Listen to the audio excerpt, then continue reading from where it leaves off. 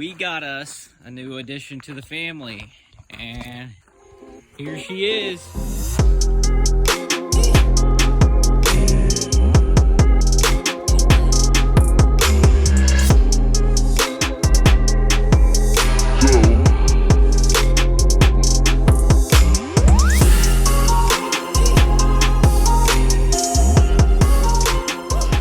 What is up, guys? Welcome back to the channel, and do we have a little bit of a surprise for you?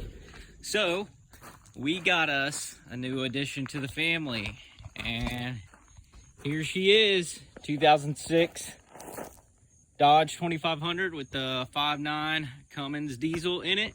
So we brought another Cummins to the family, and let me show you around it. All right, guys, so for a good while I've been, not really budgeted for it yet, but I've been looking for a salvaged Dodge diesel on Copart, because the way the diesel, the way the diesel truck market is right now is just outrageous, and I don't want to be spending 20 grand for a 20-year-old truck, basically.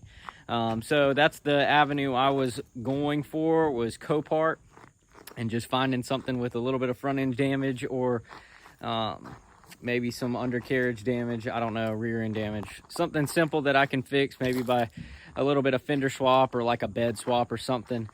But I ran into this one. So a little bit about it.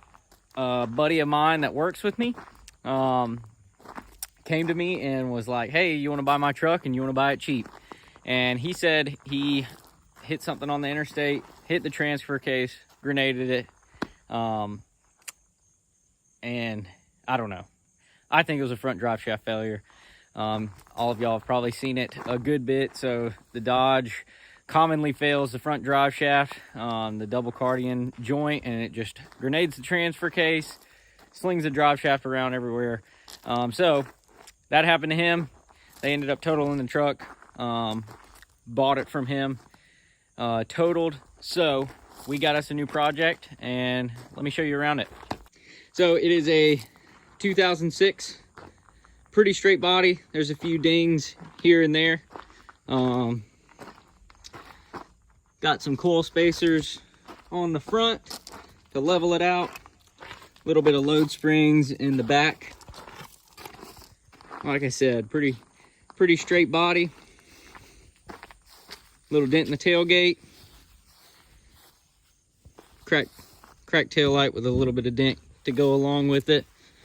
Few little chips in the paint here and there, no big deal. I'm not too worried about it. Couple dings right there in the front fender, but overall, paint good condition, body in good condition. I'll take it. We'll go into the interior. And this thing is in, pretty good shape for my standards. I'll say that. Missing light there. I've seen a bunch of them like that. No tears in the seat. Little dirty. Fine with me. Got me some black ice in here. So go ahead and get it starting to smell good. And it does smell good in here. Husky floor liners that don't match color. Carpet's in good condition. No cracks in the dash. Excellent. I'll take it. And yeah, he said the CD player doesn't work, but the radio works. Got us a trailer brake controller. Pretty good. Back seat, single fold up back seat. I was looking for a Laramie, but the deal that this came by, I couldn't pass this one up because I knew the history of the truck for the past 3 years. So we can always find some Laramie seats in junkyards. So hopping over to the bed. Tailgate stiff. So we've already been part hunting a little bit. We found us a B&W turnover ball gooseneck. The thing already has some fifth wheel hitch rails, and my dad actually has a fifth wheel hitch that he was going to give me, but I have no need for a fifth wheel, so we'll probably snag the brackets off of it, snag the rails out of it, sell them, sell them with the fifth wheel hitch, make a little bit of cash. So this is part of our carnage right here. This was what was left of the transfer case. It broke completely off the truck. He said he picked it up off the interstate, still connected to the drive shaft. The whole entire front drive shaft and the front drive shaft section of the four-wheel drive unit is gone somewhere still out on the interstate. So we're not going to get that one back. And then the rear drive shaft, it seems to be in good condition. No dents or anything that I saw. So I might, just to save a little bit of money, I might inspect it pretty good, take it to the local drive shaft shop that we have, get them to throw it on the balancer and just verify it's good. So we'll see how that one plays out there. So let's slide up under here and I'll let y'all take a look. There she is right there. That's the planetaries of the transfer case. Here's the overdrive housing on the transmission, still in good condition. So hopefully that is good. You can see where the drive shaft, as it was exiting stage left, kind of chewed up some of the insulation. It grabbed the fuel lines. It grabbed the trans lines, chewed them up. So as the drive shaft was coming out and let loose from the front axle, and knocked the bell housing, punched a hole in it, basically took this whole entire corner off of the trans pan and knocked a hole in the inspection plate, ripped both trans fluid lines off the thing, but seems like it cleared, missed the harness, which is very good, and missed everything else. So hopefully we will just need a transmission case to fix this thing. But one of the worries is, he said when it happened, he shut the truck off pretty quick, probably within 30 seconds, but once it rips those trans lines off, it's shooting all the fluid out. No fluids going back in the transmission, so I guarantee you we gotta burn up. I think it goes straight to the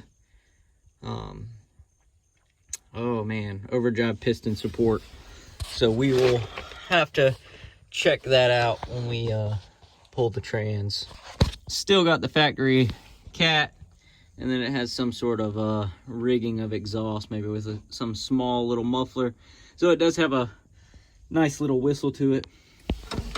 Well, AAM 11.5.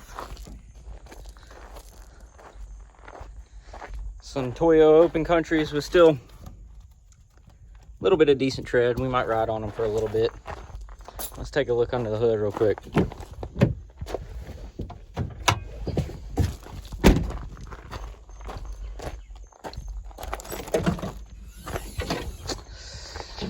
So, looks pretty good.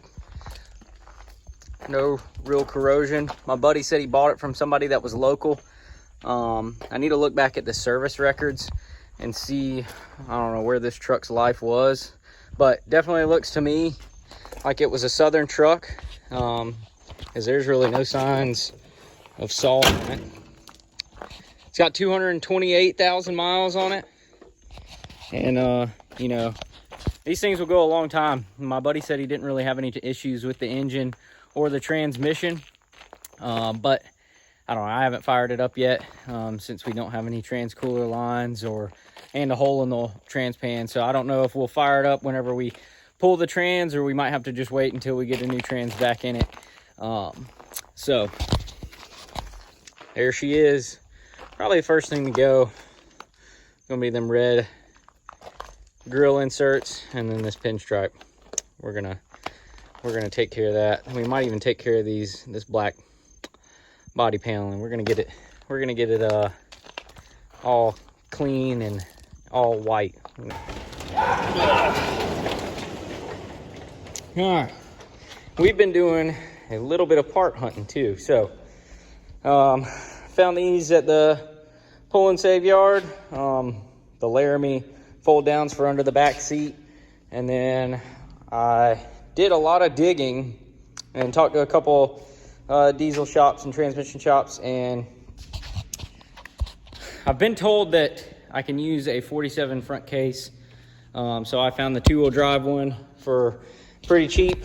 So we'll do a video on this, but the only differences that I've heard of on the 47s versus the 48s is there's a missing boss here that the 48 has. This thread size is different. This diameter for this plug to go into is different. And then mine is a 06, so it's got a TTVA motor.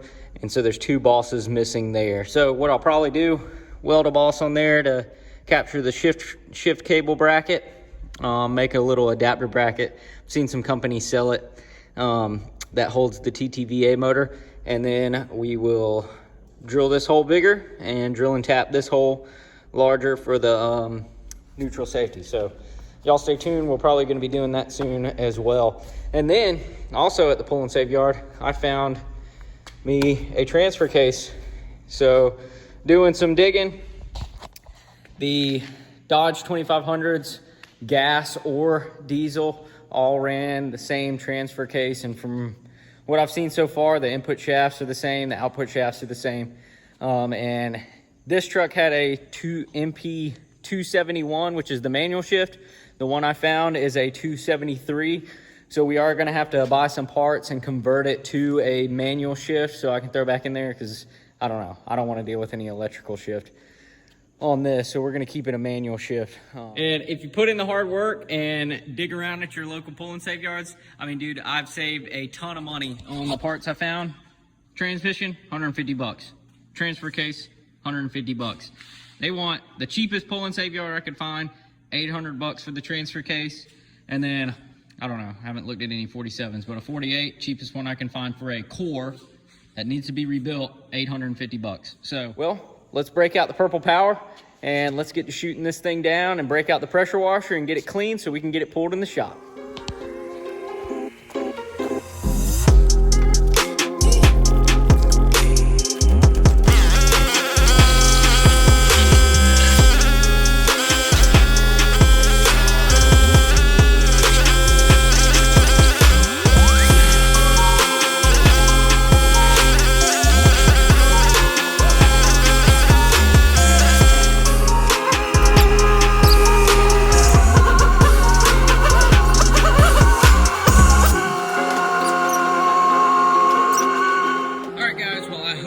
Enjoyed this video of the new truck and us getting it inside.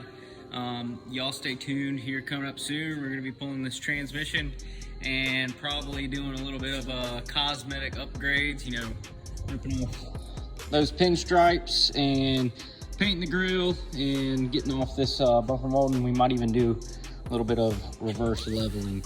So y'all stay tuned for that. So I gotta move a bunch of junk back around because I got a lot of stuff in the shop. So I appreciate y'all watching. If y'all are not subscribed already, hit that subscribe button, hit that like button, and drop a comment down below and let me know what you think. And again, I appreciate all of y'all watching, and y'all have a good one, and we'll catch you on the next one.